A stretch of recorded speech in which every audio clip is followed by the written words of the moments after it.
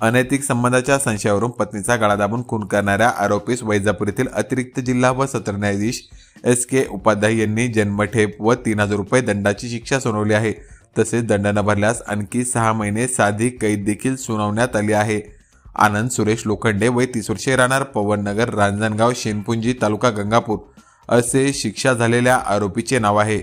ही खुनाची घटना 20 जुलै 2019 रोजी सकाळी 10:30 वाजेच्या सुमारास वाळूज MIDC पोलीस ठाण्याच्या हद्दीतील रांजणगाव शेनपुंजी येथे घडली होती। आरोपी लोखंडे हा पत्नी ममता व एक मुलगा व एक मुलगी तसेच आईवडिलांसह राहत होता।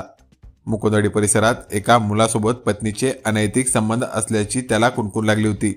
पत्नीला समजावून सांगत परिवार औद्योगिक परिसरातील रांजणगावात वास्तव्यास आला। वारंवार सांगूनही पत्नीच्या वागण्यात बदल होत नसल्याने संशयातून आरोपीने 20 जुलै 2019 रोजी पत्नीचा खून केला। पत्नी मृत पावल्याची खात्री होताच खून केल्यानंतर लोखंडे घराबाहेर पडला। त्याने थेट MIDC वाळूज पोलीस ठाणे गाठले। पोलिसांपुढे उभे राहत, साहेब, मी माझ्या बायकोचा खून केला आहे, मला अटक करा असे सांगत त्याने सर्व घटना पोलिसांना सांगितली। आवक झालेल्या पोलीस घटनास्थळी गेले। तिथे महिलेचा मृतदेह होता।